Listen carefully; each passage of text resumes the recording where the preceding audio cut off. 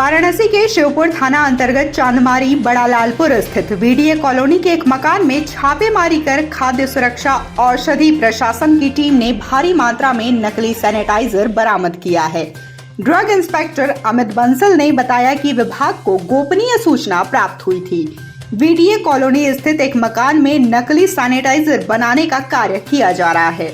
सूचना पर जब छापेमारी की गई तो वहां से लाखों रुपए मूल्य के सिप्ला कंपनी का लेवल लगा सैनिटाइजर की खाली बोतल व ढक्कन बरामद हुए हैं। फिलहाल इस संबंध में वैधानिक कार्रवाई की जा रही है। कोरोना काल के बाद वाराणसी फिल्म निर्देशकों के लिए टॉप शूटिंग लोकेशन में शामिल हो गया है। शूटिंग के अलावा यहां लोग फिल्म के प्रमोशन को भी पहुंच रहे हैं। मंगलवार को जहां एस राजामौली ने अपनी फिल्म RRR का प्रमोशन किया तो वहीं बुधवार को पिछले 2 दिनों से काशी में मौजूद फिल्म ब्रह्मास्त्र की स्टार कास्ट रणवीर कपूर और आलिया भट्ट ने फिल्म की शूटिंग रामघाट और पंचगंगा घाट की गलियों में की। इस दौरान उनके ऊपर फिल्म का एक गाना शूट किया गया। इस दौरान मशहूर कोरियोग्राफर गणेश आचार्य भी मौजूद रहे।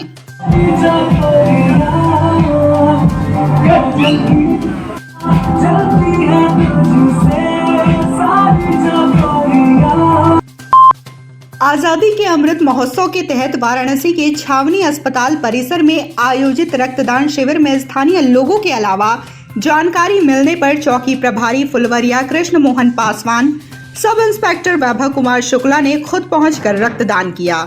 छावनी अस्पताल की RMO डॉक्टर दीप्ति दीक्षित शर्मा व फार्मासिस्ट कमलापति व मंडलीय अस्पताल के बैंक ब्लड के medical officer doctor Sanjeev Kumar Singh, PRO Deepak Singh, staff nurse Ranju Yadav, Pankaj, अनुराग, अनिल व सत्येंद्र की मौजूदगी व देखरेख में रक्तदान शिविर का सफलतापूर्वक आयोजन हुआ।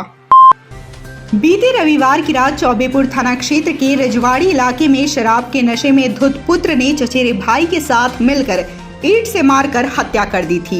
इस घटना के बाद छोटे भाई की तहरीर पर पुलिस मृतक के पुत्र और भतीजे की तलाश में लग गई थी। इसी क्रम में चौबेपुर पुलिस ने बुधवार को हत्यारोपी पुत्र ज्ञानेंद्र उर्फ नीकू और उसके चचेरे भाई विजय सिंह उर्फ डेंगर को गिरफ्तार करने में सफलता प्राप्त की है। फिलहाल पुलिस ने दोनों अभियुक्तों को जेल भेज दिया है।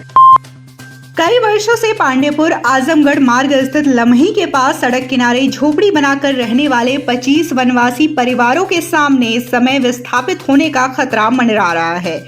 सड़क चौड़ीकरण के कार्य की वजह से उन्हें वहां से हटाने का फरमान जारी किया गया है।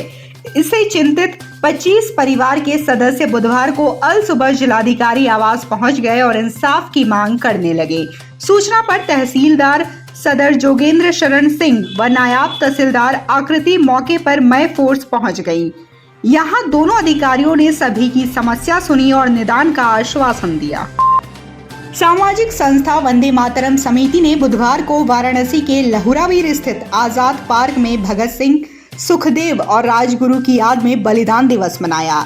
आज ही के दिन इन तीनों भारत मां के सपूतों को फांसी के फंदे पर चढ़ा दिया गया था। कार्यक्रम में सर्वप्रथम भगत सिंह, राजगुरु, सुखदेव के चित्र पर माल्यार्पण, पुष्पांजलि अर्पित कर तिलक लगाकर नमन किया गया। इस मौके पर संस्था के अध्यक्ष अनूप जायसवाल ने कहा कि आज 23 मार्च शहीद दिवस के रूप में मनाया जाता है।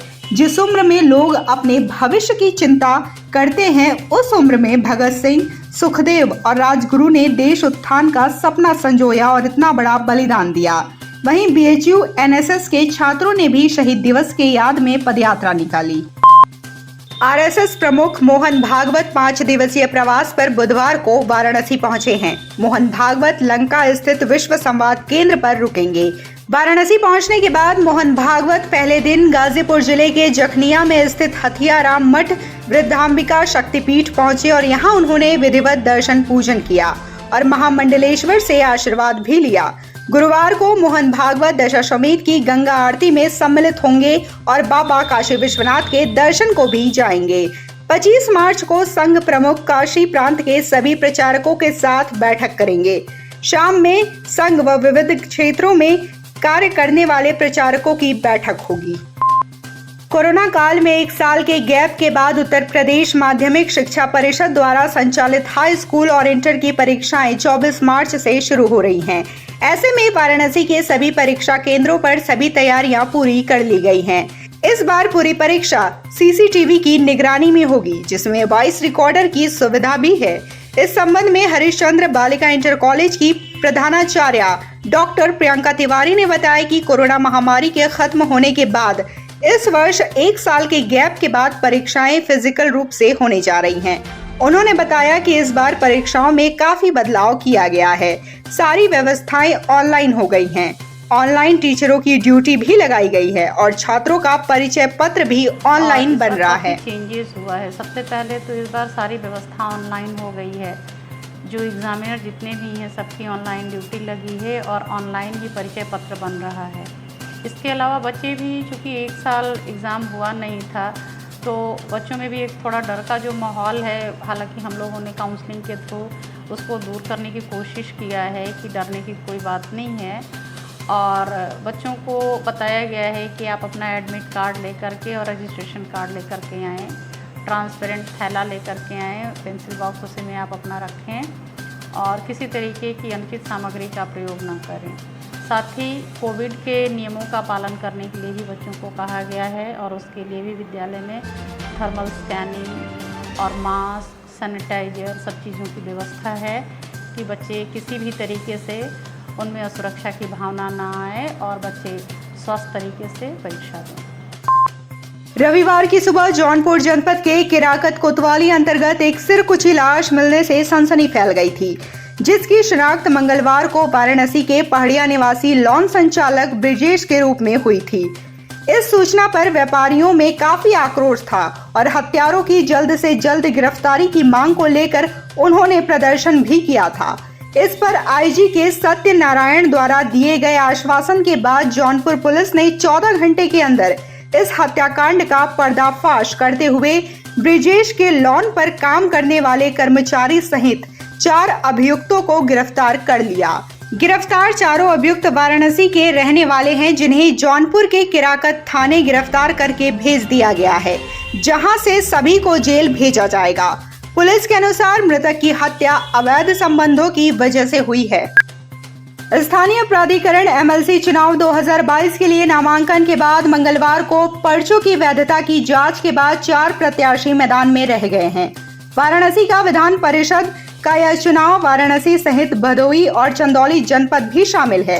ऐसे में चुनाव आयोग द्वारा नामित चुनाव ऑब्जर्वर सुभाष चंद्र शर्मा ने सर्किट हाउस सभागार में तीनों जिलों के पुलिस और प्रशासनिक अधिकारियों संग आवश्यक बैठक की।